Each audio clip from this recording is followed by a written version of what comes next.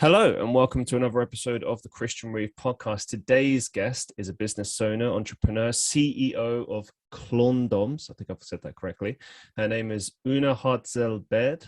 She's from the United States. Welcome to the show. How you doing? Thank you so much. I am fantastic, and you have passed the first test, which is pronouncing my last name. Spot on. Excellent. 10 points, 10 out of 10. 10 points to Gryffindor. Fantastic. No, I mean, yeah, no, I always try and make an effort with people's names because it's their name. Do you know what I mean? Like, it's funny, like when you start having a conversation with someone, because I get this a lot. I mean, my name's not difficult to say, but the thing that always bothers me that people do with my name is on forms do you know, actually, here's a really good example of what I mean. So my name is just Christian Reeve. That's it. Mm-hmm. You go anywhere online, that's how my name is. That's my name. Okay. But people take it upon themselves to add like an S at the end of Reeves, or, you know, like I can forgive the spellings of Christian because it's spelt like a million different ways. So that's fine. But plus I don't even understand the spelling of my name. It's got a silent H. English language, but yeah, that somehow bothers me because, most of the time I just let it go, but every once in a while, if I've been on someone's show, I'll just be like I had recently, I was on someone's show and I was like, they introduced me as Christian Reeves, and I was like, it's not my name. It's not. Yeah, that's not my name. Exactly. Yeah, that blooming song goes through my head every single time. Well, yes, totally. And as someone named Una, who, so I'm originally from Bosnia. I was born in Sarajevo, and my family came to the States as refugees. And so my name, Una, is really not super uncommon. And you can hear it across many European countries, but in the US, because that U sound is not as familiar, it's always Una. Or Uma, because the U and the N, and it's just, yeah, it can be messy, but names are totally important, right? Where'd they find the M? It's an N. What? You know, I was cursed to be born after Uma Thurman, so it's kind of top of mind, and people try to make those connections in their heads, and sometimes it doesn't quite work out. So okay, so you said like you were born originally in Bosnia and your family moved over. So what age were you when you moved over? Well, I mean, since I'm 15 now, and that was 30 years ago, obviously, well before I was born. I was actually 9 when we moved to the States. So wow, okay. Yeah, it was interesting because I spoke zero English at that time. Like I could sing the ABCs song. And I could say hi and like hello, and that was pretty much it. And I got dropped into summer school English as a new language classes, and then dropped into 3rd grade. And I sometimes think back on those times and I'm like, how did I get through my day? I understood nothing in those early days, but I was really fortunate to have some great teachers at that time. And of course, it's like an age where it's very easy for children to pick up language. And sure. I didn't have any other options. Everything in my life was English oriented. So people find it really surprising when they find out that I'm not originally from the States, because I speak unaccented Midwestern broadcaster English. No, I get where you're coming from on that. Like, I grew up in, Northwest London, on a suburb. So basically just not in the capital. Like whenever you say to someone who doesn't live in London, you say London, they're like, ooh, normally. But when they see like where I'm actually from, they're like, oh, okay. Because to briefly explain London's like, I suppose it's like any major city where you've got like your core, what you identify as being London. And then there's where everyone else lives. And that's where most people live, and that's where I lived. Mm-hmm. And it's fine. It is what it is. I lived in a fairly decent area. But as far as the accent is concerned, that's the point I wanted to bring up actually, is like, I think that takes a great deal of effort and it's influenced by different things. So I think part of it was the way my mum spoke, part of it was the school I went to, and then just being surrounded by different people in different areas and stuff. So you pick up on these different things. But point being, you have to spend like a lot of time trying to master that, and particularly if you're doing anything that involves like marketing or sales or whatever. And we'll get on to like what your business is all about and your business career in a bit, but like just want to say, like, on that note, I think when you're trying to advertise yourself in a business capacity or get that across, you kind of like, I suppose, subconsciously have to start doing that. And then you realize consciously you're doing it and you're like, oh, okay, yeah, I need to do this so that my message is clearer, I suppose, in the most important thing. But sure. Right, yeah. And I suppose like for yourself, like growing up, the first sort of obstacle is, okay, I'm in this foreign country, I'm a kid, and obviously you don't think about things in this, well, maybe some kids do, I don't know, but most kids, I suppose, don't think about these things this deeply. It's like, well, I'm in this situation, you know, you do your best with what the situation you're in, right? Mm-hmm. But the key being to try and be understood, you know, like when I was living abroad, it was the same thing, you know. How can I be understood? How can I best get to a point where people can understand me? I can get the things that I want and need, and then we can worry about, you know, exact inflections of way things sound and everything. But firstly, just to be understood. Yes, let's communicate the message appropriately. So was there, I mean, you said you had some good teachers, but was there like a good sort of support network overall? Like how quickly were you able to make that transition? So really within the first couple of years of being in school, and I went to public school. So this was, and I actually credit a ton of my success to the public school system that I was part of because of the teachers that were there and the resources we had, especially with the English as a new language program. Which has always been so interesting to me because it's not like you have someone who necessarily speaks your native language who can kind of help explain and coach you on what the target language that you're learning is about. It's just these people who learned how to teach English as a new language. And we did a lot of reading, like them reading out loud to me and me reading to them, likewise playing quintains. I remember this was my introduction to the board game Candyland, which is like a quintessential like children's game. And this was the thing, Chutes and Ladders and Candyland were a huge part of how I learned to speak English. In addition to watching movies, listening to music, right. We didn't really have cable, and like now cable's barely even a thing, but we didn't really have access other than to the public channels. And so I watched a ton of public broadcasting growing up, which, you know, Sesame Street, Mr. Rogers' Neighborhood, all of these places that had what would be considered really proper English, slow speech, repetition, especially as children rewatch episodes of things. And so this was, you know, one of the main ways that I picked up on the language. And the teachers that I had were really supportive in terms of meeting me where I was, right? Because entering third grade, I really didn't speak the language at all. So my assignments had to have a little more grace to them. I had missed out on the way English is taught in terms of phonics. And so all of my life, I've read basically understanding like maybe about 40% phonics, and the rest was just a lot of exposure and learning through reading, through music, things like that. But when it came to how quickly I caught on, within the first couple of years, they decided they didn't need English as a new language support anymore. And I was testing above my classmates on average when it came to standardized tests, which tells you a little bit about my knowledge, but also tells you that I'm a decent standardized test taker. So it's kind of a mixed bag. But I'm super intelligent. Yes. Look at my test scores. That's amazing. That's amazing. Yeah. But I love to talk. And so this was really a way for me, being able to communicate with other people was a huge draw. And so it just kind of came out of that and came out of tons of practice. And I also love to read. And in my school, we didn't have air conditioning at the time, except in the library. So I became library helper because I am a smart lady, even when I was a 9 and 10-year-old.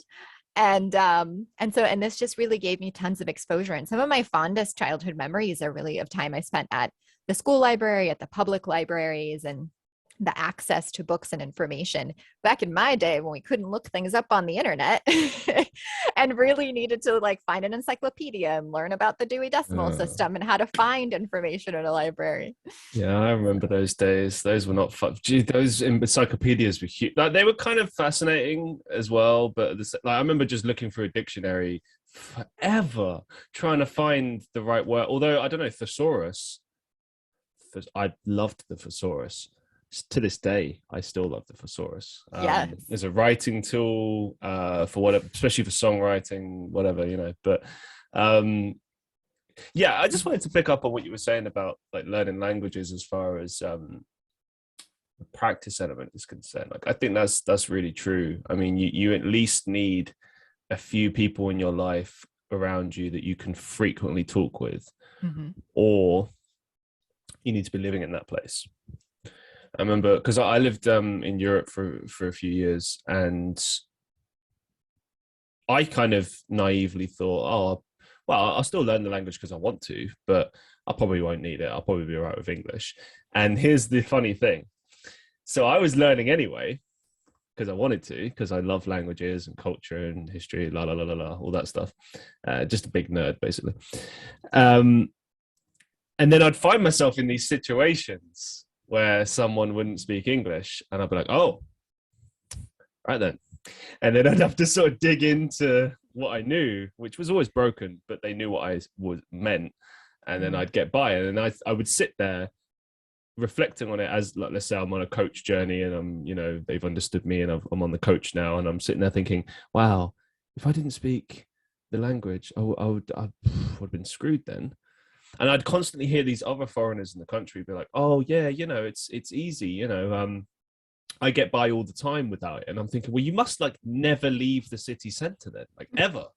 But I would even have those problems even in the city center, which I don't know, maybe I was just exposed to it a bit more than, I don't know, luck of the draw, maybe, I don't know, but very strange. But yeah, anyway.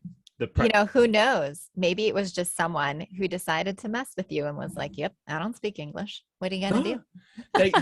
They never knew. No, see, here's what would happen, right? So I lived in Estonia for 3 years, right? And in Estonian, one of the first phrases I learned was "Kas te räägite inglise keelt," which means, can you speak English, right? And because my pronunciation was good, I think they just assumed I was Estonian. So imagine someone, like, if you assume that someone's of your, you know, from the same country as you, and they say, can you speak this foreign language? You're obviously going to be like, yeah, but why? Like, you know, and then I'd be like, oh, great. And then I'd start speaking in English, and then that'd freak them out. And they'd be like, oh, okay, you're a foreigner. Oh, what? But I understood, like, that there's a bit of, yeah. But I don't know. I mean, it's learning languages is it's, I don't know. I mean, it's how do you find? Okay, so you learn. Is it Bosnian? Would be the language then? Yes. Right. So that's like your mother tongue, if you like, and then you come to the States, you learn English. Was there like a point where, you know, you felt? Did you ever feel like you were kind of speaking something which wasn't like you per se? Or did you ever feel like, was there ever a point where you sort of lost, when you weren't speaking Bosnian anymore and it was just English? Or like, talk to us a little bit about like how it felt speaking this language. And then, you know, do you still speak Bosnian with family and etc.? Like, talk to us a little bit about that. Sure.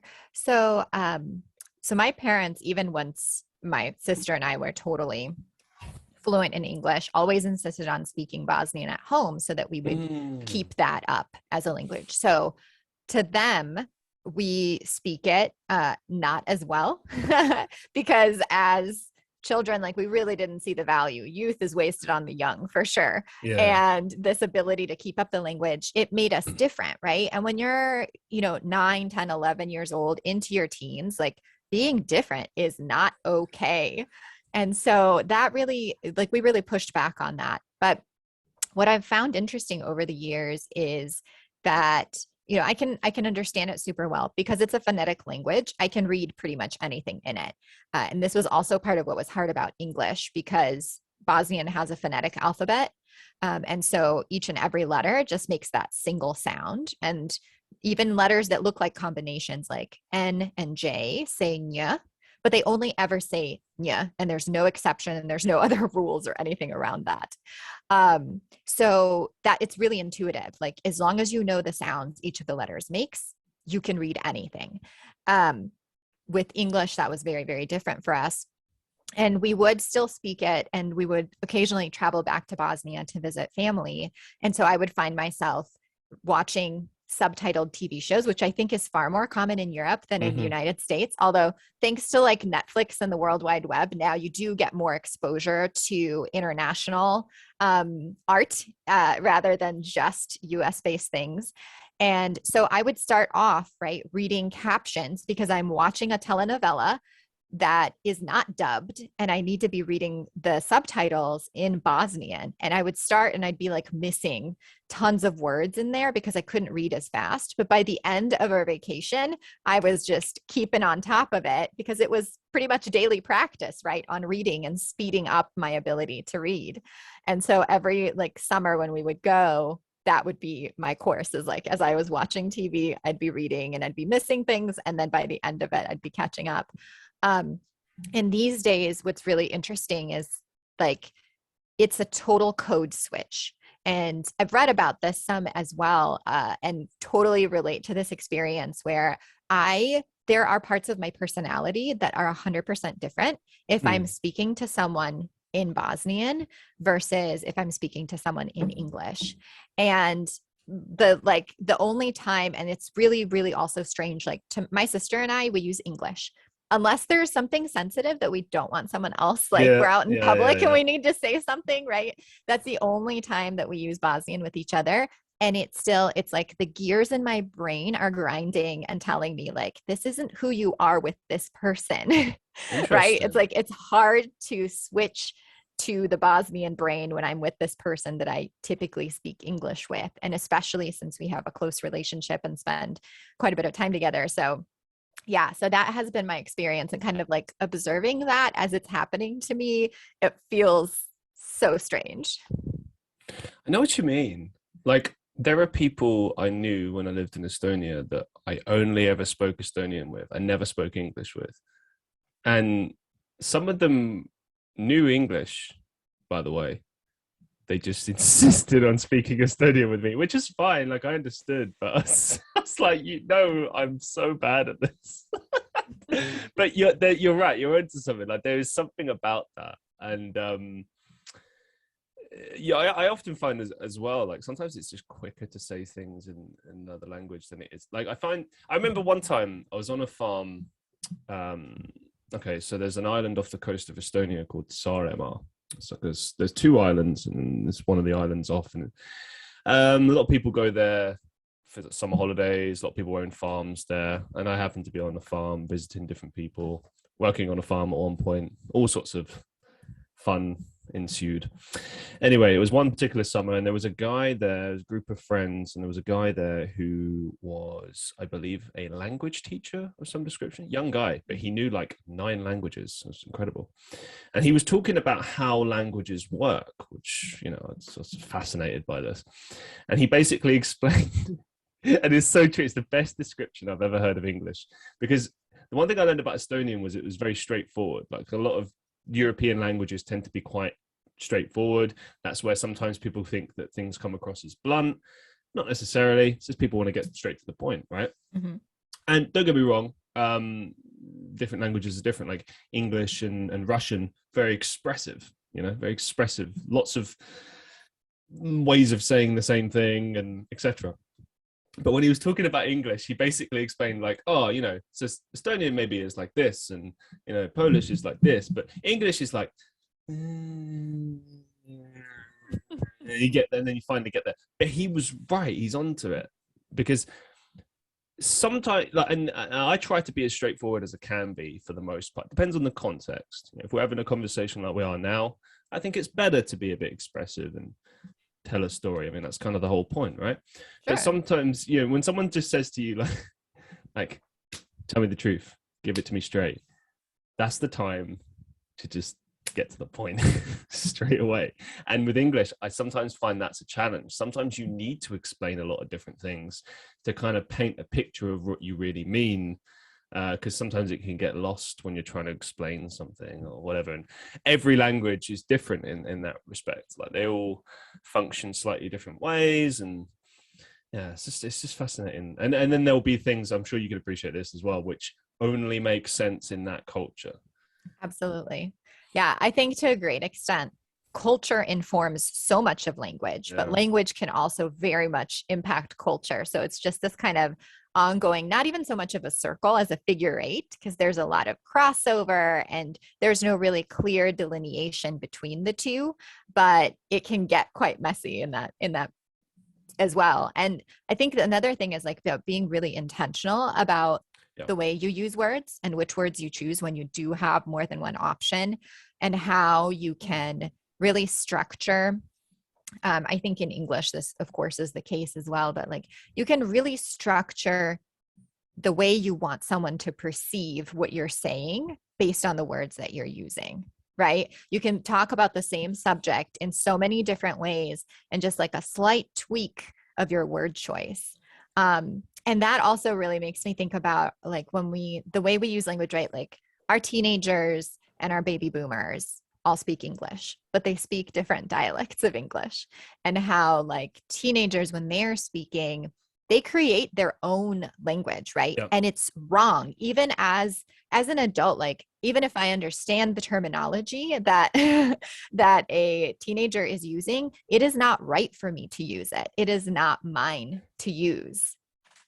Yeah, I get what you mean. Yeah. And I didn't totally internalize this until I was watching a TV show on Netflix recently where this was happening. And I was like, I know that this is a little bit like farcical anyway, because that's the art of this show. But like, oh, I get it. We're not supposed to use that language. That is theirs. This is how they're carving their place in the world and taking some ownership and control at a time where many things feel very out of control for a lot of teenagers, and where they are trying to be more independent. So they have their own coded language in the same ways industries do, right? You go to an industry conference and no one is speaking English, right? Because they're all speaking in acronyms and initialisms and they know what they're talking about. But if you're not familiar with their language, you have no clue what's going on. Yeah, I mean, I come from the business world, so I can totally relate to that. But the difference is with teenagers and those acronyms and whatever. Sometimes it's to make things quicker. Sometimes it's just, we all have that, as you said, generationally it differs. But those business conferences, those business people, I'm sorry, a lot of the time they're doing that to sound more. Yeah, I'll say it like it is, more intelligent than they actually are, or saying something when they're not. Not everyone, but in many cases. Like, I'll give you an example. There's this guy, I can't remember his name's something Sinek or something. He's like a major CEO. Oh, Simon Sinek. Simon Sinek, you know the guy I'm talking about. And I've drank the Kool-Aid occasionally. Do you know what? When I first saw this guy, I thought he was a Bond villain. No, no, like, okay, look, he's a successful businessman. I appreciate, he does well. He does all these motivational talks, right? But then a few times I just sat down and listened to him. Really just sat down and listened to him. Read everything from his body language, the things he said, the way he spoke, how he structures his conversations. And I listened to a few other people talk about him as well. And I've realized he's one of those people that speaks but says nothing. He'll have a point and he gets to the point, right? But what he does is he takes you on this like long ass story that will get you there. And look, don't get me wrong, there's nothing wrong with storytelling, right? If it's meaningful and real. If you tell a story and it's real and people can see the sincerity in what you're saying, they will listen and they'll appreciate it. Maybe not everyone will love it, but most people, because we're not idiots. We can see sincerity. We can feel it. We know when someone's trying to pull the wool over our eyes, right?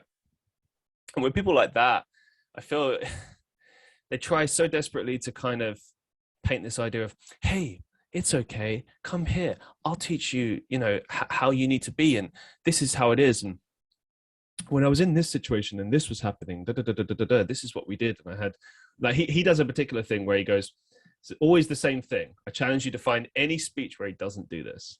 He'll sit down and the guy will ask him a question. He'll be like, great question. And then he'll go, so I was sitting here with 10 or so high profile business leaders. It's always like 10 high profile people, or like the leader of this country or something. He'll never give names ever. Mm-hmm. So there's no way of being able to check if any of this actually happened, which I think is by design. But that's how I do it. And the thing is that people get suckered in it.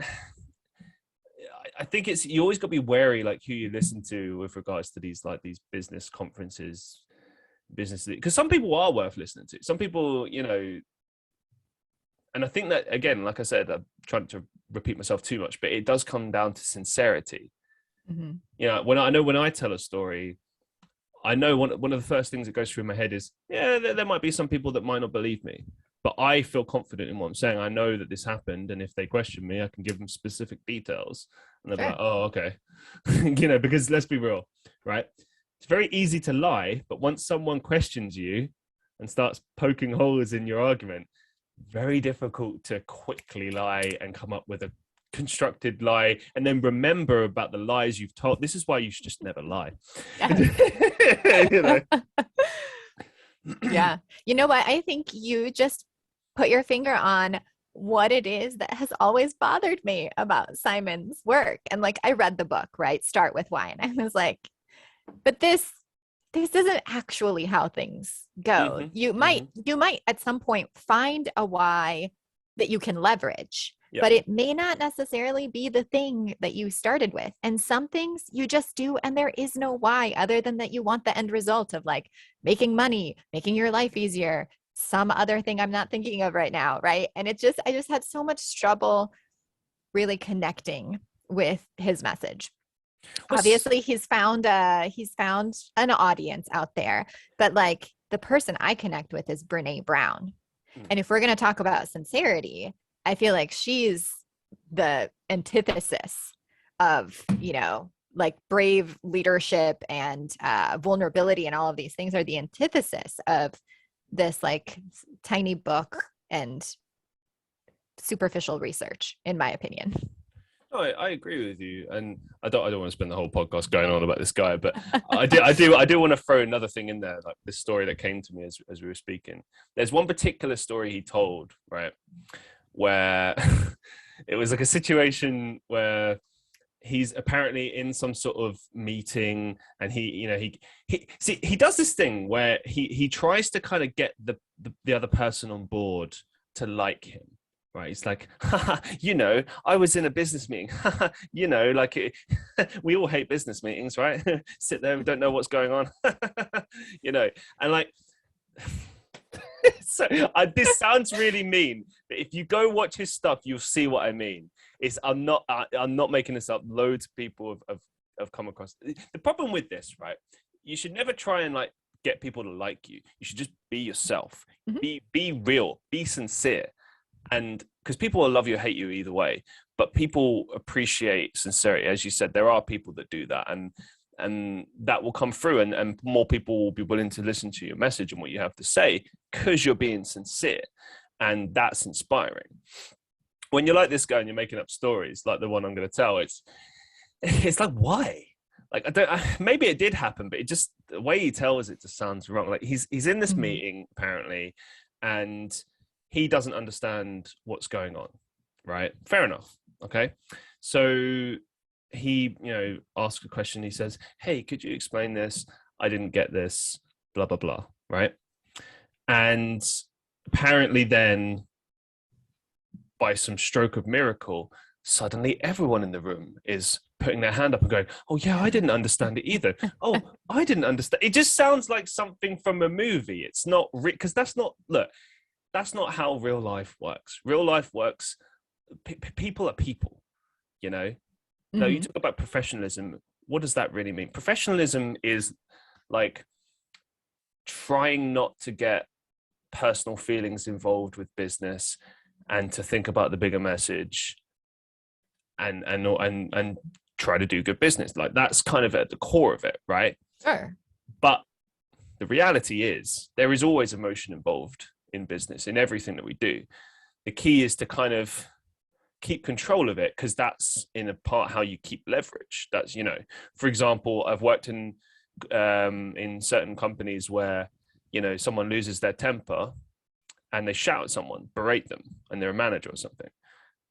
Most people looking at that will see it for what it is, which is that manager has now lost their power. Mm-hmm. They don't have it because they've that's not a professional way to deal with your problems. Professional way to deal with your problems is to sit and talk with people and communicate that message. And if they don't get it straight away, try again. If they don't, you know, you call it quits, you do whatever, you know, that's business. But it's like, and I understand, like, don't get me wrong, in business, like certain things happen that are unfair, that are unjust and stuff. And you do have to call that out and address that. But like, for example, in that example that Sinek guy gave, like, I've been in a situation like that before. If you question the speaker, the first thing they'll probably say is, why are you interrupting me? Like, save the questions to the end. That'd be number one. Or number two, it'd be like, well, I don't have time. Like, because what he said, it was being explained in really complex terminology, and he needed it to be dumbed down a little bit, that's not unreasonable, right? Mm-hmm. But the reality is, if it's something like really complex, ask to get the meeting notes afterwards and sit through it and go through it. You know, like stuff like that holds up the meeting for maybe some other people that do understand and get frustrated, and you know what I mean? Like, I'm not saying you shouldn't put your hand up and ask questions and stuff, but I hear something like that and I see the way he speaks, and I've just seen it so many times over the years when especially when you get like a manager who's introducing like a new project that everyone's going to work on, or like they're talking about a particular like financial quarter and how we've been, and they'll say, you know, this is how it's been and this is what we're heading towards. And you're sitting there thinking, well, I've been working on this project for the last 6 months, and my experience was not that. My experience was, this was hell. And that was what everyone else's experience was. But what you're painting is this idyllic picture that everything was great and rosy. And it's like, what? Mm-hmm. What? So I don't know. I mean, maybe it's just that one particular guy. There's plenty of business speakers that are the real deal, but I don't know. Have you done much public speaking, as in like talking about, you know, your successes in business and what you've learned for business, etc.? Yeah, I've done public speaking both in terms of business related things, but in also my personal story. Especially because where I am locally, I've helped to work with the organization that was actually the sponsoring nonprofit who helped my family get set up here. And they had a large, a milestone anniversary a few years back that I actually did some speaking around our experience as refugees and my personal experience as a child coming to the US. And then also I've given presentations like that to other companies as part of their diversity, equity, and inclusion trainings. And I feel like to do that is also a point of privilege because I'm white, young, and female. And these are things that feel more approachable to others. And so they can look at me and be like, oh, the success story, right? While also ignoring systemic racism and other issues that don't allow other people to succeed in the same ways. I had the benefit of being able to blend in visually with a group in power in the place that I came to, right? And many other people, when they make these decisions, these awful gut-wrenching decisions to leave their home for their own safety, to leave the place that they call home, may be choosing a lesser evil and not actually something better for themselves. And so I feel like that's such a huge part of when I talk as well, is to acknowledge that privilege and to say like, hey, you're looking at me and you're feeling really great about this story, but also let's not forget that all people deserve to have dignity, food and shelter, healthcare, access to clean water and medicine. And regardless of what they look like, where they come from, or what you believe their value is, because inherently as human beings on this planet, we have value. And whether we agree or disagree on how things should be done, right? These are some basics. And please remember that there are people who don't look like me who are doing, who have these struggles, who have increased struggles because of that. And I know my parents were, taken advantage of and discriminated against because they didn't have as good of English, right? And when you hear someone speaking broken or accented English, you make assumptions about who that person is, right? And you don't necessarily know. You don't know intelligence level from someone's ability to speak a language. They're not necessarily correlated in the way that you think, right? Because there's also an aspect of opportunity there, right? Did they have the opportunity? Do they have access to to schooling in adequate ways? Do they have the time as an adult coming as a refugee or an immigrant to do this? Or are they surviving and helping their families to survive in that respect?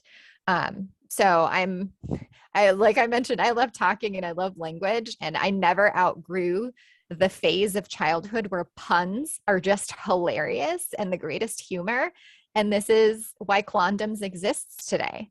Because I had a cat that wanted to, he had overactive earwax glands. And truly, this was the most unfortunate cat I have ever had enter my life. Because when we got him from a shelter, we were just going to foster him. His name was Snowball. Snowball was not a pure white cat. Snowball had some darker spots on him. One of them was unfortunately placed right on his butt. And he was just this most unfortunate cat who was also overweight and couldn't clean himself. And so he dragged his butt on the carpet like a dog. Oh, all right. Yeah. And he had these overactive earwax glands and would scratch at his ears. And it was like a scene, if you've seen or heard of the show Dexter, it was like blood splatter on the walls. And I was like, this is not okay. Oh, wow. So I got these little claw caps to put on there. And as I'm holding him down and putting these claw caps on, I'm like, hey, it looks like a little claw condom. It's a Clawndom. And because I am truly a 9-year-old at heart and will forever be, I was like, this is fantastic.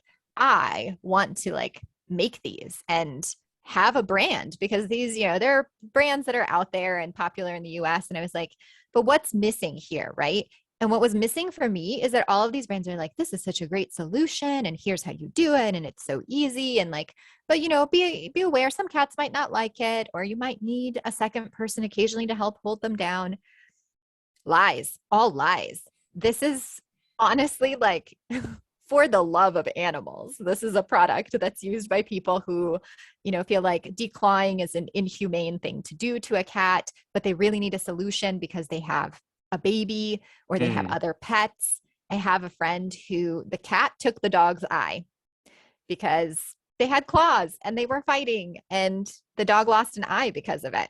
Jeez. And so it's a great solution, but you probably ought to have the beverage of your choice nearby, and you might definitely need a kitty straight jacket so that they'll hold still.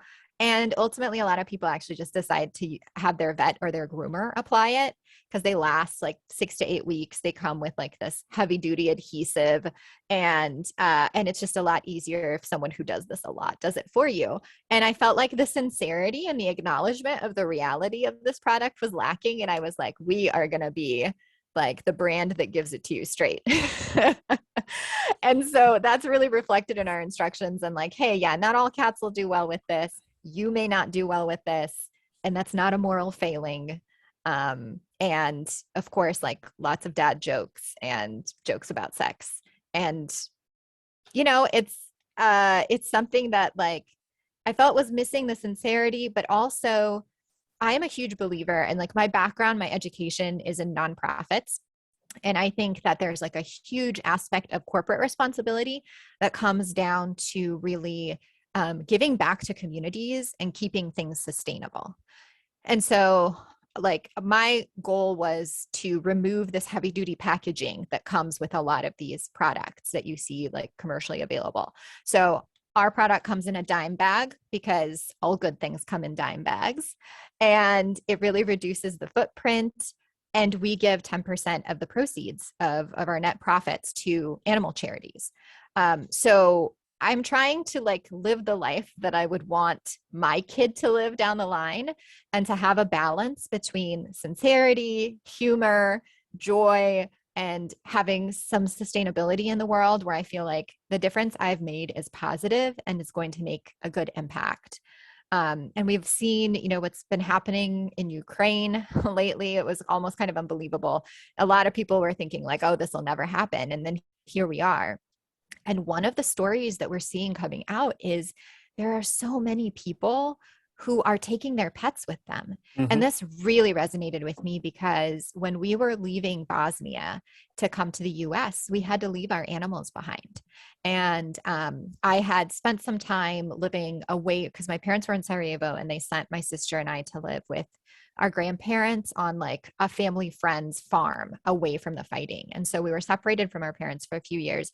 We had a dog and a cat while we were on this farm, and we left them behind. And that was devastating to us, but there was no practical way for this to be something that we're like, we took them back with us.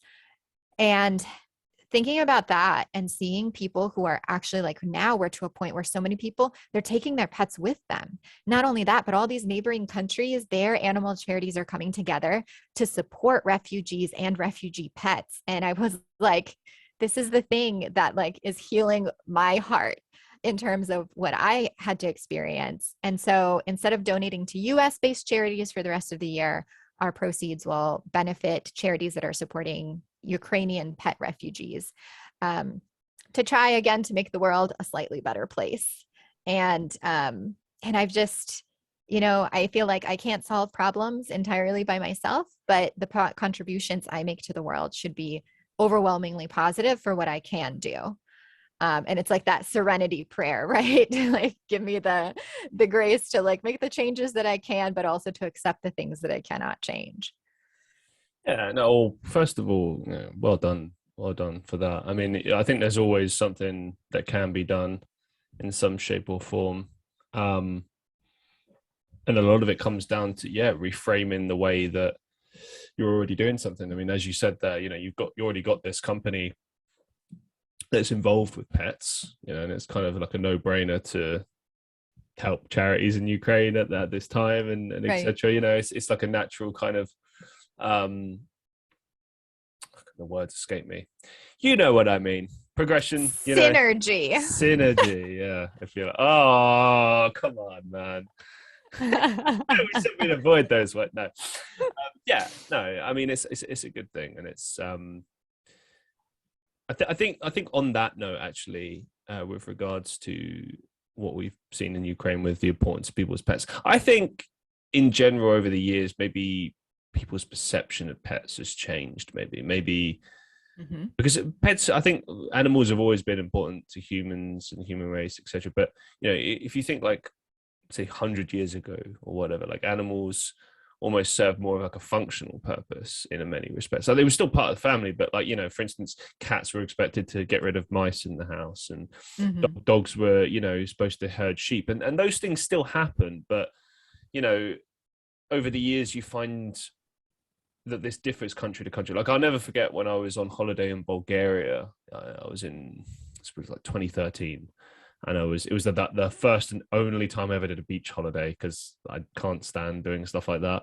I got suckered on to come to. Like, I wanted to go anyway because cool, it's another country. I love Europe. I love going exploring, traveling. I love all that.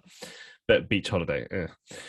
But so we're at this like 4-star hotel, and it's on the beachfront, and I remember like this stray dog just ran up to me. And I wanted to pet it, but I remember someone saying to me like, "Oh no, you shouldn't. Like, they're stray; they might have fleas and etc." And like, I just remember like how skinny the dog was, and like it was clearly stray, and it kind of blew my mind a bit, because we don't really have that in the UK. Like, I'm sure there are strays, that sometimes that animals get lost or whatever, or abused, etc. But generally speaking, we do take very good care of animals in this country, so it's a rarity to see that. But that's very common, or at least it was at the time in Bulgaria, and that was very striking to me as far as like how that's enabled to happen, how that happens. But I think this latest situation with animals in the Ukraine has taught us that, you know, people's perception of animals has changed. Like, they are part of the family. They are, like, why would you leave them behind? You know, obviously in your situation, that was different. That you were kids, so you didn't get saying that. Your parents, you know, they're like, we need to get out of this tough situation. Let's go. You know, you think about those things and you're like, this is an extreme situation. But it's like, I think maybe I guess my point is that maybe that perception is now changing, and, you know, because people change over time, and what people value changes over time, I suppose, and maybe our perception of animals has changed, maybe hopefully for the better. I mean, so it certainly seems like people are more conscious of things like, you know, animal welfare these days. I mean, I see a lot of stuff being done to help animal shelters. That in the UK we've got a lot of things where people are pushing for people to get animals from rescues as opposed to just buying them, you know, as a puppy or whatever. And I also see a lot of literature in the media about, you know, kind of the negatives of the existence of zoos, for example, which is not always something that you hear spoken about, but, you know, it's true. I mean, you go to a nature reserve, that's a very different experience from going to a zoo. And if you've never been to either, or you only been to one or the other, go make sure you see both so you get a real good idea of the difference. Because I never forget, I was in Dublin Zoo many years ago in Ireland, and there was like a gorilla enclosure, and fortunately they had some access to outside, but it was one of those deals where some of it was inside, and that would be where the glass was, where you whatever, and then there's an outdoor section, but they didn't have a lot of space. And these are gorillas, you know, I mean, they shouldn't be in the zoo anyway, but okay. But I think the thing that stuck out to me was, okay, yes, they have access to indoors and outdoors and they have space, but like they don't have enough space, and they've got all these like people staring at them, and they're not stupid animals at all. I don't know. It's my personal belief. I don't believe animals are stupid. I think they're very, very aware. And I could tell. At the time, I was like 20 or something, and I remember just standing there, and this gorilla's by the glass, looking at everyone, and it just looks me directly in the eyes, and I just stare at it. And there was this kind of like heartbreaking moment. I could almost like feel like the sadness in the gorilla's eyes. Like it was like, just going on my own feelings here, but it felt like we both understood that this is just an unacceptable situation. Like, because I didn't get any joy from that. I wasn't enjoying the experience. I was just looking at this like, well, these animals shouldn't be here. This is unacceptable. Like, what? Like, and I don't want to be that guy. Like, you know, I paid to go to the zoo at the end of the day, so it's not like I'm completely I'm funding this, you know. But at the end of the, like these days, I don't ever want to go back to a zoo. You know, I don't want to fund stuff like that, because I just think it's doesn't have a place in today's society. And the reason I highlighted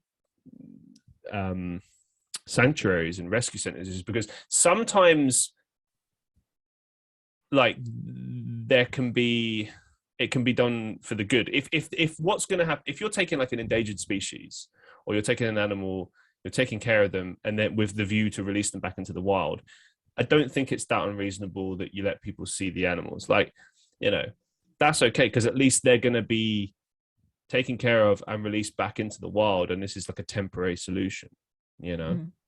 Versus zoo is just, come on, it's just like extension of the circus, isn't it? It's like, you know.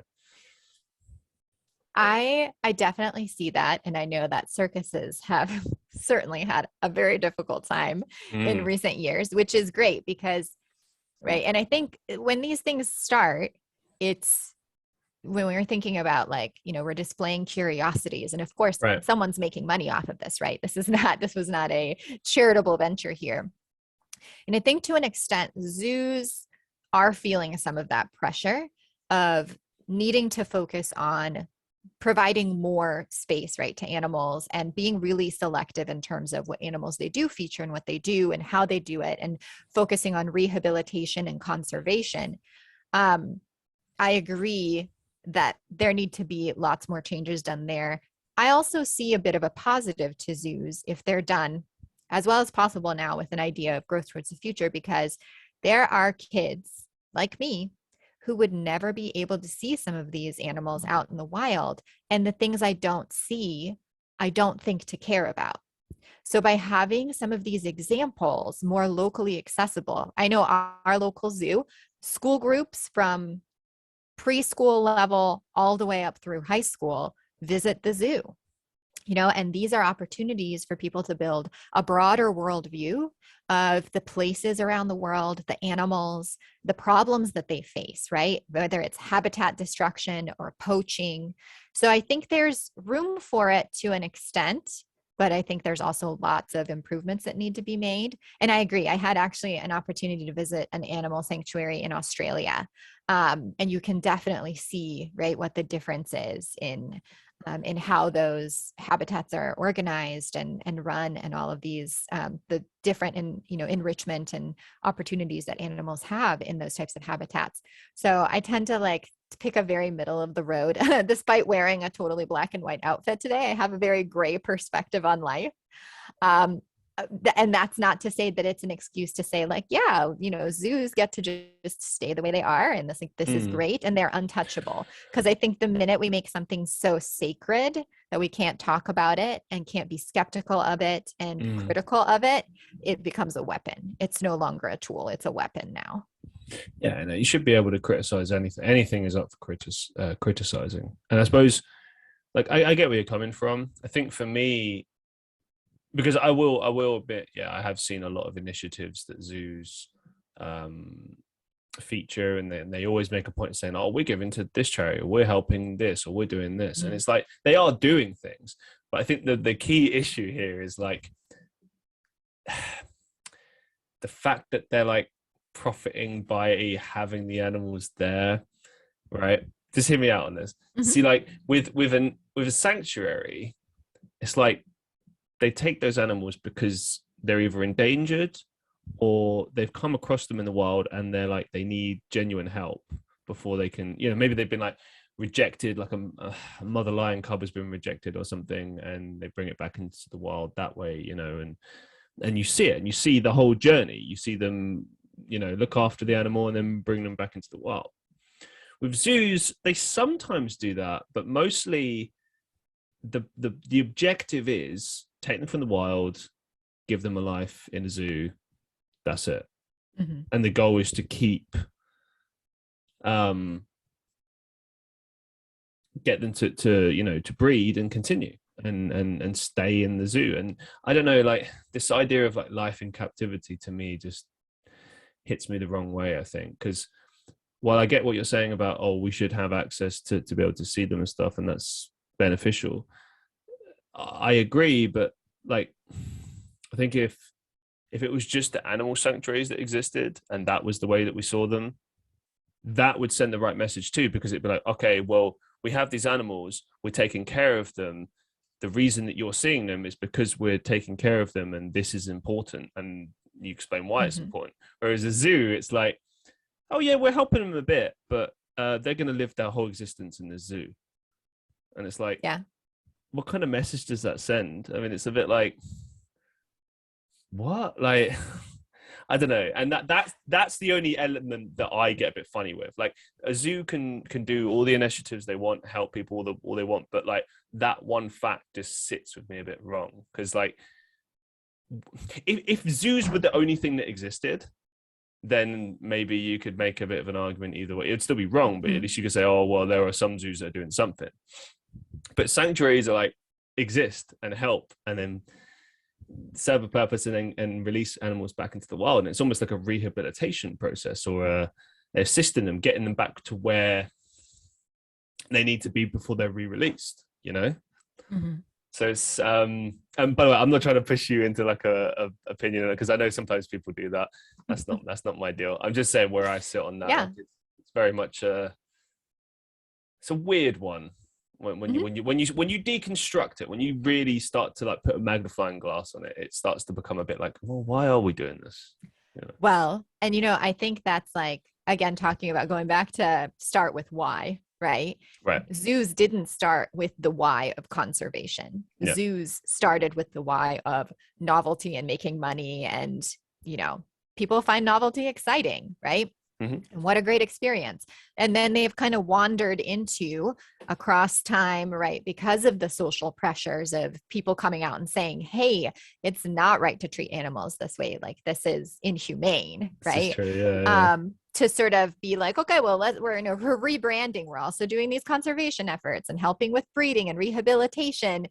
But their original why is still like, there's echoes of that. And not all zoos are created equal, right? Mm-hmm. And neither are all sanctuaries. Like there are animal sanctuaries. There are cat sanctuaries where I live that are like borderline should be shut down by our local authorities because they're really not serving that purpose. But people are fond of using language in ways that serves them rather than ways that reflects the truth. So they call themselves sanctuaries because they know that people will get warm fuzzies about that if you don't look deeper. But that being said, totally, you can see the difference there. And maybe that is evolution of zoos 2.0, is that we have a push towards more of a sanctuary type of environment. And especially because these days, like, we can have experiences. We don't need to have in person. Like, I don't need to see that tiger through a glass cage. I can have a VR experience at home of seeing tigers and learning about them and seeing them in their natural environment and supporting organizations around the world that are serving animals that maybe aren't, native and maybe shouldn't be in a zoo local to me, because what is a polar bear doing in the Midwest? Yeah. That's a big one. Yeah, because it's one thing having like a big cat or something like in patch of grass or whatever, but come on, man, penguins. Yeah, actually, that brings me up to a good point, because you mentioned like these big sanctuaries and stuff like that, and it just reminds me of that whole Tiger King fiasco, which I'd be interested to get your thoughts on this, because we've only touched a little bit on your love of cats and why they're important to you, and I'm sure we'll go into that in a little bit, but I just wanted to get your initial thoughts on that, because I think for many of us, other than just the pure absurdity of it, just putting that to one side, many people were looking at it like, well, here's two sets of people that have a lot of money and they've decided to make like these big cat sanctuaries, and which eventually basically just became zoos. And I believe Carol Baskin, hers is still operating, because I know the Tiger King's got shut down, but hers is still going, I believe. And her justification is always, well, we're taking care of them, we're doing this, we're doing that. And the big thing that a lot of people say in response to that is, well, you just shouldn't have them in captivity in the first place. So it's a very kind of like back and forth situation. But yeah, being that you are a big lover of cats and animals in general, what was your takeaway from that whole thing? Yeah, I tried to avoid Tiger King as much as I could, but I did. I mean, obviously it was unavoidable because it was in the air, right? Everyone was talking about this. And I think my stance towards that is the same that it generally is, which is that if you are trying to help, right, that's great, but help can definitely hurt at times. And if you want to help a certain animal, person, country, whatever it is, you really have to understand what it is that it needs and what's the best way, not for you to help, but what's the best way for that animal, person, country, whatever area to receive help. And we see this in lots of different humanitarian efforts. And I think, it's a little bit more layered with animals because they can't tell you what they need, but there are lots of people who have studied and observed and live among these animals, who have sanctuaries and can tell you this is the best way to support this species. And it's not by putting them in a habitat where you are, it's by partnering with this organization, right? If you have the money to do it, then why not give that money in a sustainable way to other organizations that are doing this work in a way that supports the natural local habitats of these animals and addresses their needs in the wild? Because even like if you have animals and let's say you rehabilitate them in a sanctuary and you release them back into the wild, what happens after that, right? Have you solved the problems that are in place that have endangered these animals to begin with? And if you haven't, then you're just creating a feeder program for your Right. sanctuary instead of actually creating solutions. And so like, to me, it's the same thing when people, want to help, let's say, communities that need access to clean water. Well, what is the best way to do that, right? What is the sustainable way to do that? And what do those communities say they need to succeed when it comes to the sustainability, right? And for you, it might be, donating money, right, to this particular organization that's teaching them about how to do this. It might be building wells that are closer so they don't have to walk as far. What other problems are being solved, and what problems can you create by imposing your view of that solution, right? And the way people interact with things, it's going to be based on their culture, on their experiences, and trying to come in. And I think the US is guilty of this as anybody else, that like you come in and you impose what you think is the solution, but that actually does more harm than good. And you're just wasting resources at that point, instead of engaging locally and finding out, like, is this a problem for you? How is this a problem? What do you think is the best way to solve this? And with animals, again, like you can't really ask them necessarily, but there are lots of people who are quite knowledgeable, and engaging with them and saying, I want to help, and I want to make sure that when I help, I also don't do harm through that.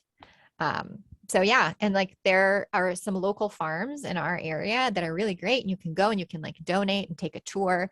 And I looked at one recently, and they also breed dogs. And I'm like, our shelters are full of pets, right? Loved pets and abandoned pets, but pets that need homes.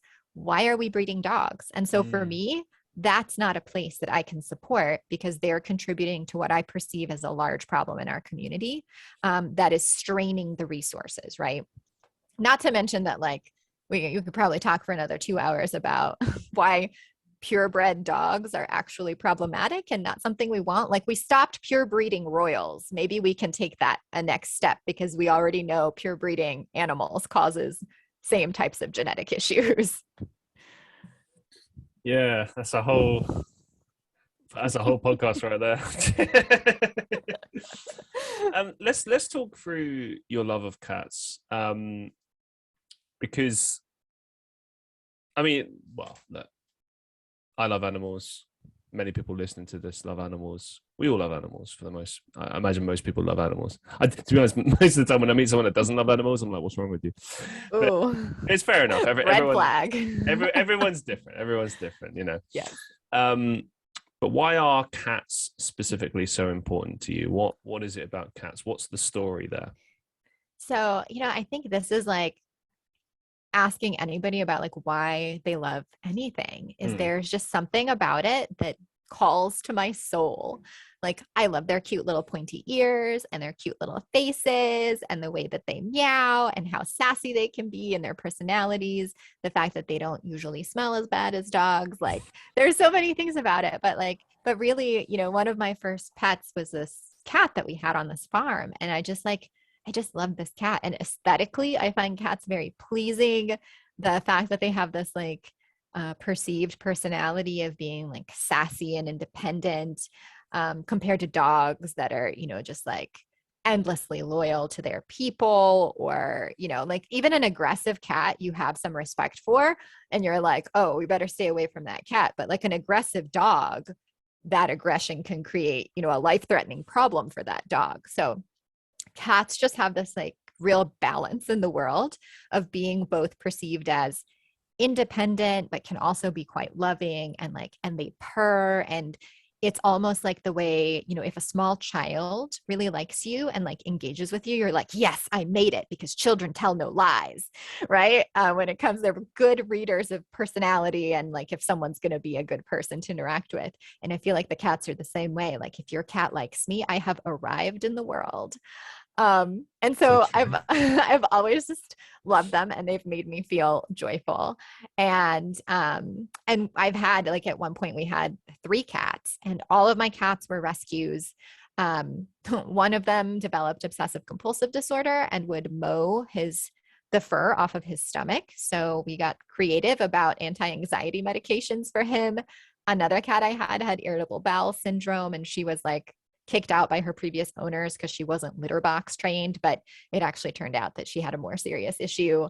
And then poor boy cat, he ended up at the that was Snowball. He ended up at the Humane Society because his family got a dog and he can't stay with dogs. And so I'm like, but this cat was your first pet, and then the dog came around. It feels unfair to get rid of the cat. So we had just fostered him for a while, hoping to get him adopted by someone and, kind of find out his personality, give him a break from the shelter.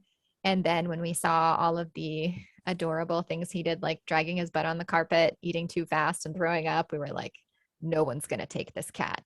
I'm between a rock and a hard place because this cat, I can either omit some of these tendencies, right, that are going to potentially drive someone up the wall, or I can be honest about it. And either way, this cat either gets adopted and then goes right back to the shelter or doesn't get adopted. And he was the biggest cuddle bug ever.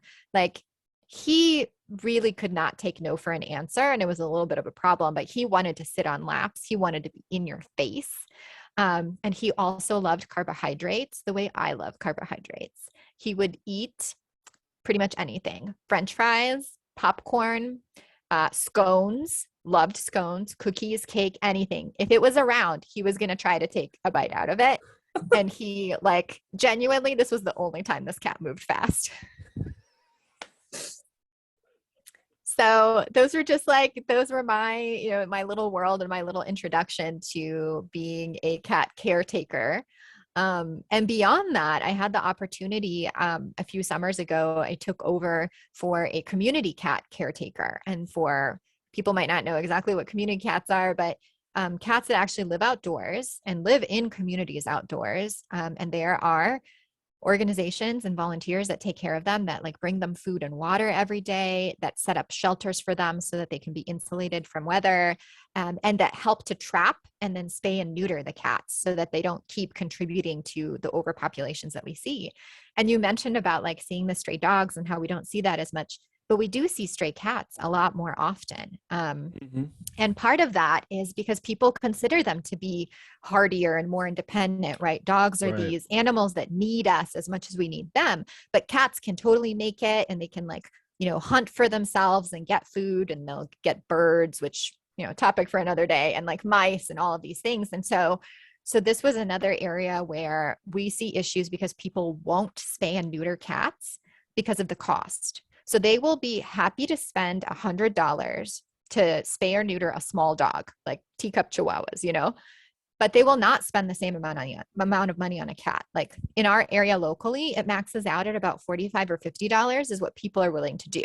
And beyond that, if you try to charge the actual cost, they just won't do it. They're like, well, we don't need to do this. And, the cat gets out, or the cat is an indoor-outdoor cat. And then they start overpopulating an area with kittens, because cats can have kittens as young as 6 months old. Like they're already ready to reproduce at that point. So it's kittens having kittens, And so this was actually the thing that kind of got me thinking about, how do I contribute in a positive way? And there's this gap when it comes to nonprofits providing spay-neuter services and shelters, providing spay-neuter services to make pets more adoptable. There's this gap that's being covered sometimes by grants or by federal funding or donations, but there's a gap between what's needed to be paid for this service for cats and what's actually paid for by owners or other people who, are taking care of those cats. And I was like, this is the place where I can make a difference and take the proceeds that we're making and contribute some of that to these charities to help close that gap in a really sustainable way for those animals. And then that cascades down to those cats have a better life, because if you have a tomcat and he's spraying all over the place, that cat gets kicked out a lot faster, right? If you have kittens, what's going to happen to those kittens? My first cat was a rescue because she was literally in the bag of kittens headed to the river, literally. There was a river behind the farm where we were at, and someone was walking by and they were like, would you like one of these kittens? Because they were taking them out to drown them because they couldn't take care of them. And that was what you did.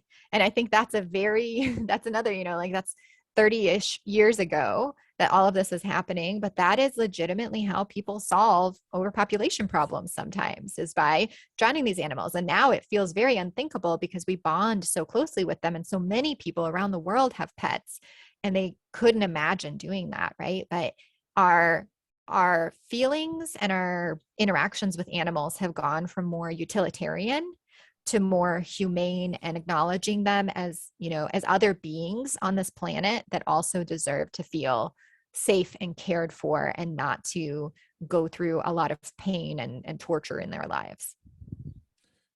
You could maybe argue that our treatment of animals now is very much reflective of our treatment of each other in many ways. Because if you look at like the way the world used to be, I'm not saying it's, it's still a lot of work, but like in general, most countries, like we've come farther than I guess we've ever been before. And certainly when it comes to the ideals in society and what we regard as the right behavior and stuff, we all hold each other to a high standard. And perhaps you could argue it's reflective of that. I mean, if this was what was 50 years ago, 30 years ago, 100 years ago, maybe our behavior towards each other wasn't quite where it needed to be either. I mean, that's true again and again and again. I feel like everything, basically, I guess what my point is everything is connected to some extent. And I think treatment of others and animals is very reflective of us and who we are in many respects. Just a couple of questions for you just about cats in general. One thing I wanted to ask you about, which I think might be interesting, is given that both dogs and cats originally obviously come from the wild and they were domesticated by humans and have become very kind of closely associated with humans, almost intertwined, why do you think there is this kind of drastic difference in terms of temperament and attitude between dogs and cats? I mean, obviously every cat and dog is different, but what you said does ring true, that dogs do kind of need humans, whereas cats, they vary. Like some of them do genuinely need us and they are a bit more needy, and sometimes that's behavioral, sometimes that's because of abuse or whatever.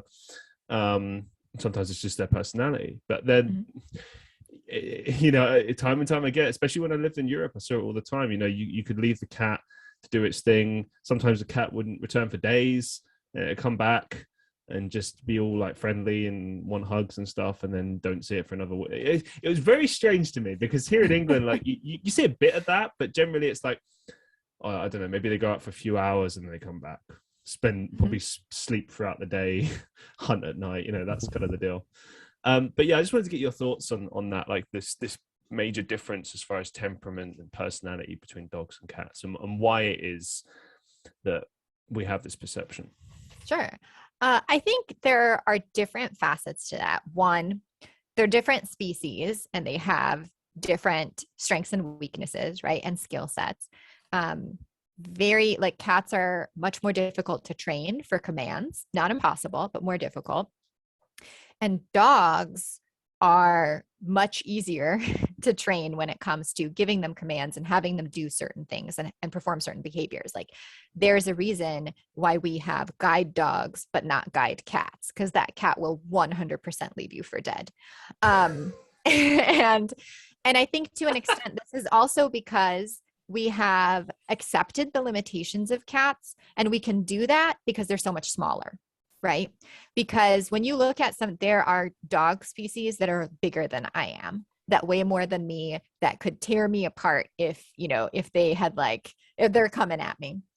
And so their natural inclinations and their size lead us to want to control them more. Whereas cats, you can train a sheepdog, right, to herd sheep, and it does a specific activity in a specific way with an animal that responds. How do you train a cat to hunt mice in a specific way? Like, you don't even know necessarily where those mice are.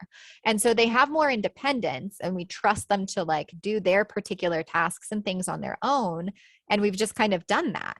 Whereas with dogs, we can have more control. Therefore, we do have more control. We want more control because they can do more harm to us individually and, you know, and as a whole, right?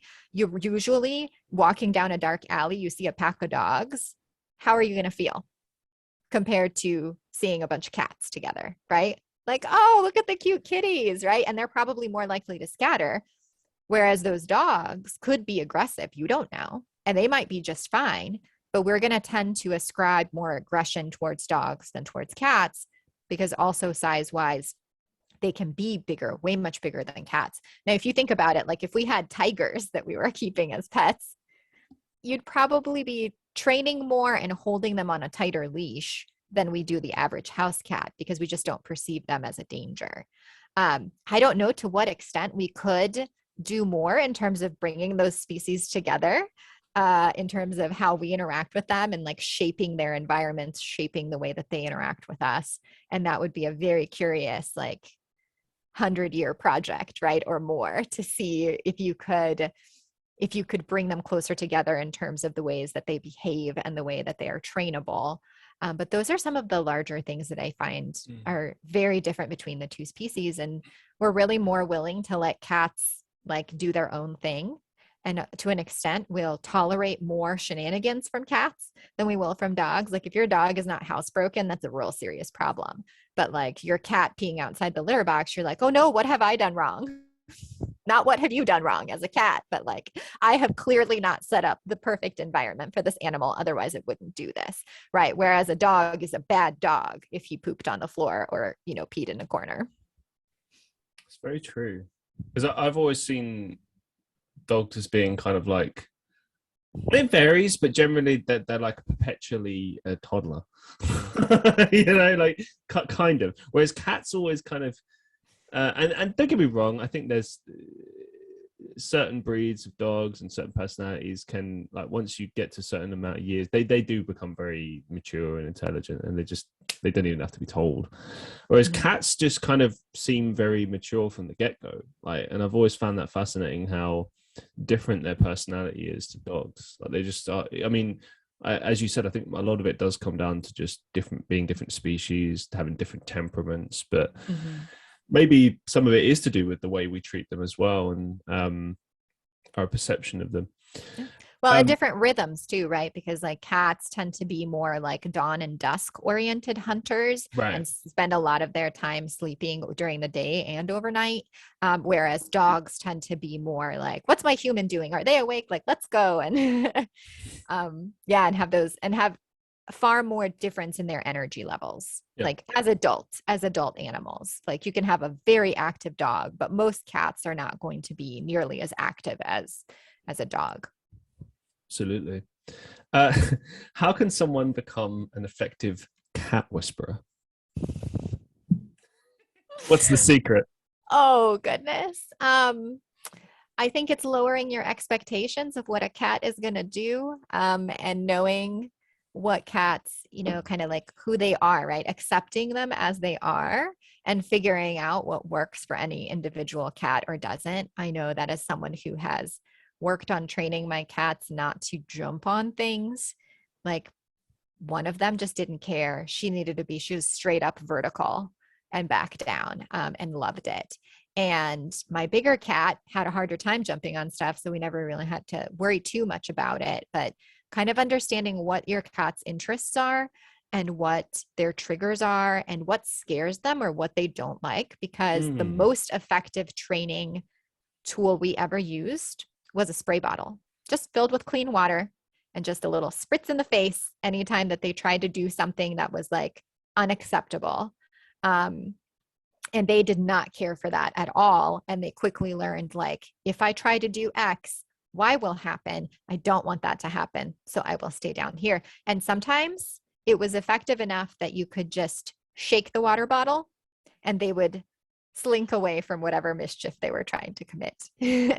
But a part of it is also understanding their personalities and being willing to give them what they need, right? If they like to jump, if they like to climb, if they like to scratch, they need to have outlets for that, because punishing them for these natural behaviors is not going to be helpful. It's not going to really discourage those behaviors, and it can cause both trauma and depression and anxiety in the cat if they're not able to engage in these things that their bodies need. And, it's the same way, like when people with small children, like if they don't get enough sleep, they are tiny monsters. And so you really have to, like, it's not about what you need your child to be able to do with staying up late or getting up early. It's about the amount of time they need to be resting, and you have to adjust to that. And it's the same with cats. You have to really adjust to the animal and understand them and figure out like what motivates them and what doesn't, and then use those tools, and then just baby proof your home and not have candles or plants anywhere, because both are a recipe for disaster. These are health conditions that you mentioned that are quite common obviously in humans. It would sound like a stupid question, but I genuinely don't know. It's just fascinating to me. I've heard of cats having like being anxious, having anxiety, but I always just attributed that to like, okay, poor owners. Like, I remember once when I was growing up, I one of my mum's best friend's partners had a couple of cats, and it was fascinating to me because the two cats were completely different. One of them was petrified of humans, and the other one was chill. And they explained, and I was only a kid at the time, I was like 5 or 6, but and I used to get a bit like upset that like the cat, one of the cats was petrified. And it was explained to me that the reason that the cat was petrified was that it had been treated really badly, so it would just run and hide. Like even when it came to food time, the chill cat would, just come and do its thing, whatever. Like, I'm your boss, typical cat. Mm-hmm. And the other cat would kind of wait until it got dark and no one's around, and then kind of go get the food. There was one time we had to try and get it out of a garage. It had run away. It was scared of something, and it took like hours to get the car because it was so scared. And I remembered, because years earlier, like the one and only cat I'd ever owned, it was explained to me, I was like 2 or 3 years old, and we were given this cat because the neighbors didn't want it, and we just moved into this place. It was just me and my mum. Mm-hmm. And it was explained that the cat didn't like children, which obviously is going to be a problem. And it wouldn't come anywhere near me, obviously. And apparently that was because the kids in the local area had been mean to it or whatever. So it's just like, hate children. And my mum just carefully explained, look, we will get the cat to like you, but it's going to take some time. You have to build up trust. So here's what we're going to do.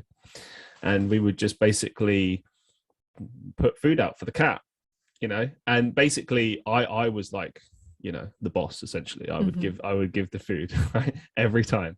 And at first I noticed that the cat would kind of skulk in and I guess initially associate that I was there. And at first it used to pester my mum, but I think after a while it realized, no, he's the food giver. Go to him. I don't like little humans, but he gives me food, so he must be all right. And then the magic happened. It took about a month or so, but I was just sitting in our living room, and then the cat sort of wanders up near me and sees what's going on, and we become friends, and then we become best buddies. Then it's like, cat loves me. And I remember, I've never told this story before. Yeah, the cat's name was Rocky.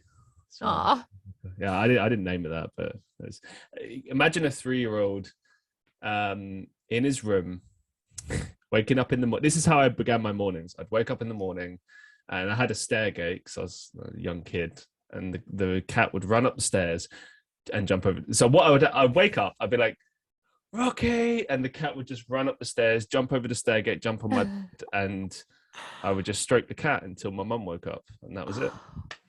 That is the cutest thing I've ever heard. Thank you for sharing that with me. I adore that. It sounds like that cat was really important to you. Oh my God, I love that cat so much. I love animals. I've always loved animals. I think without sounding like douchey, like, oh, animals love me, but you know what it is? I think it comes down to temperament as well. Like, you have to understand the way animals are, and what you said earlier in the conversation about the vibe you give off, the temperament you give off. Like, animals are very sensitive; they can pick up on that stuff. Dogs and cats both know if they have fantastic memories. You know, like, I remember, this is a bit of a sad story. I remember there was a family dog we had who unfortunately had been abused. I think like the British version of the carnival. And we'd had the dog for like 20 years, you know, so this was like 15 years in or something. And dog was brilliant. Obviously, it was a rescue, very well behaved.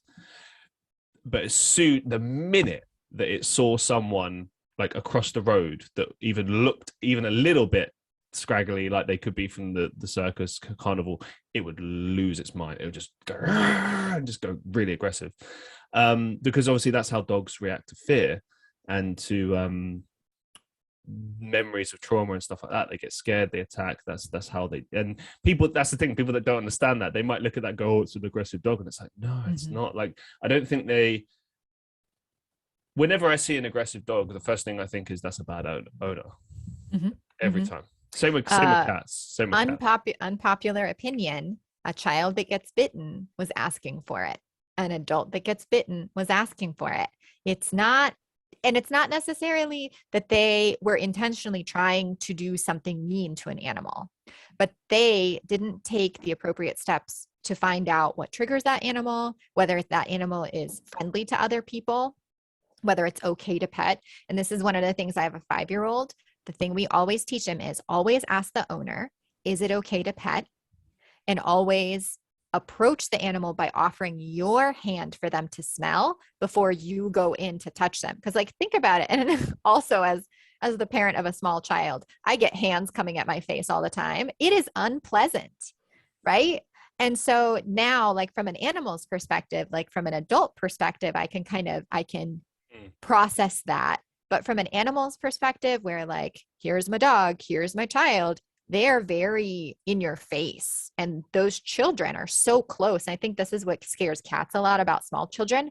They're unpredictable. They move fast, and they're very, very low to the ground.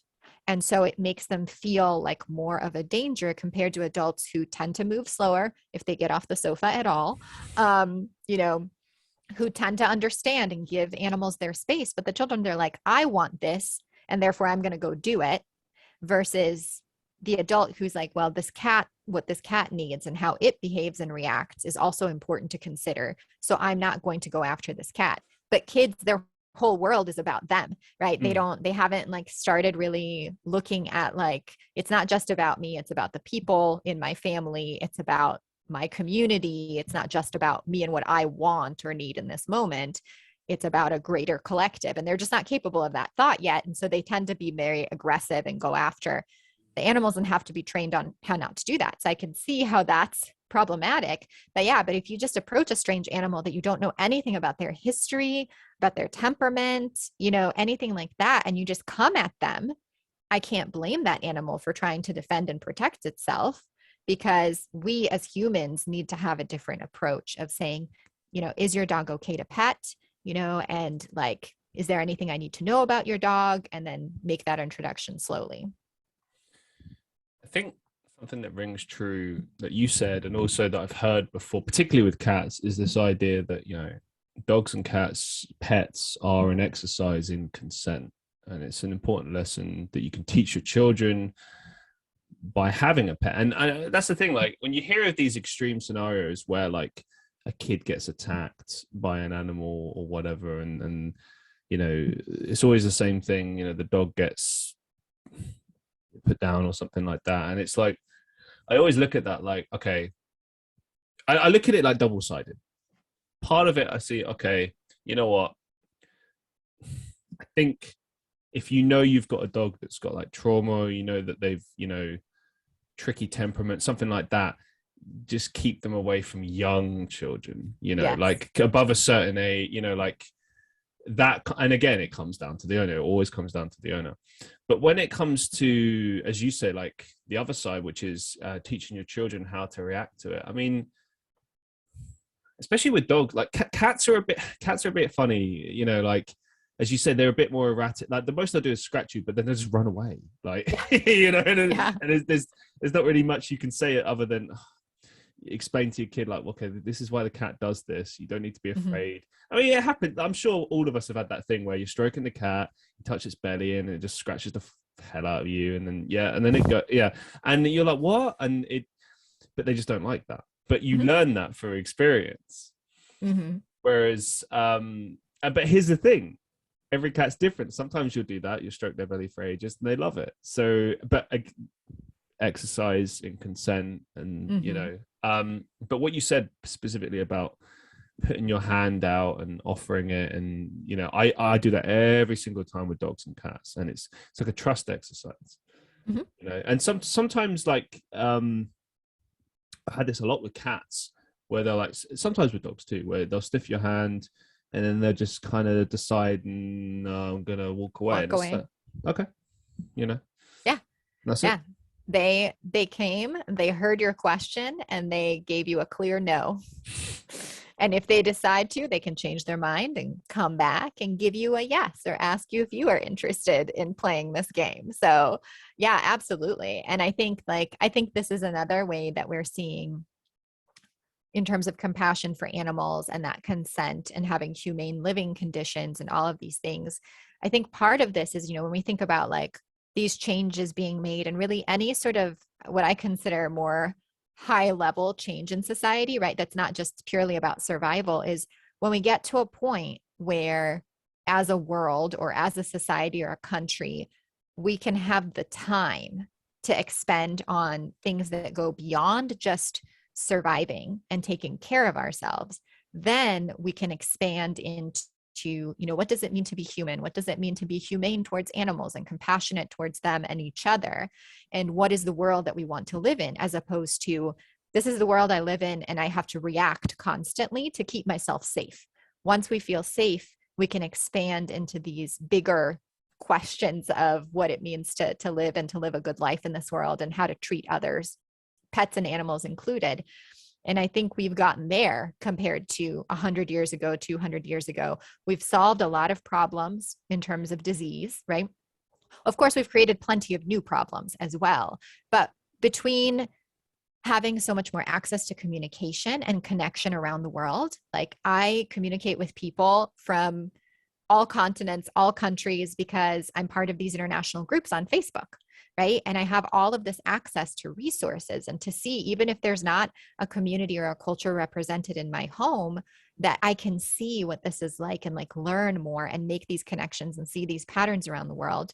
But I can do that because I have both the time and the calm energy to engage in this, because I don't have to work 3 jobs to support my family, because no one in my family, luckily, knock on wood, has any sort of severe illness, right? That's consuming our time and our energy. So, you know, it's easy to say like, oh, be compassionate and do this and do that. But our individual experiences in life and what we're dealing with and going through inform so much of that. And I can't begrudge someone who has a sick child or a sick partner or a sick parent for not thinking about recycling, right? When they have something so big happening to them. But overall, I think humanity is kind of entering a golden age of this, where we have the ability to quickly solve problems, to quickly connect with each other, and to think beyond just, this is what I'm doing to survive, to do more planning of like, what does sustainability mean in terms of how we live our lives and how corporations are set up and how companies do things, right? It's not just about like, what's the short-term benefit and gain here, but how can we make this last for a really long time in a way that is balanced and that doesn't create more harm in the world. And whether that's in terms of pollution or just corporate practices, the cultures within workplaces, and having some of that awareness of first, like, social and emotional development is key in understanding how we feel helps us understand how others feel. I think it's really hard to be empathetic if you can't also be in tune with your own emotions, and whether those are hard emotions like anger and envy and frustration and sadness, or more positive emotions of, happiness and joy and love and all of these things. But you have to take the good and the bad. And I think this is where we are right now, where we can do more of those things. More and more of us can. But we also have to be careful then not to raise the standards so high that we look down on people who are in a season of their life where they cannot do those things. Absolutely. Thank you for sharing. Yeah. Would love to get a couple more questions in before we Sure. finish. Just standard questions that I ask every guest. What's the best advice you've ever received? Oh my gosh. This was actually super recent for me, and it felt revolutionary. And the advice was, don't tell yourself no, let the other person tell you no if they're going to. So don't not ask a question because you expect it's going to be a no. Ask the question. And if they're going to say no, they can do that, but don't stand in your own way by never asking for something that you need or want to begin with. And I feel like that gave me permission to really free myself up to just go after something and say, like, I want this thing, or I'm curious about X. And the other person can absolutely say no. And I can be okay with that.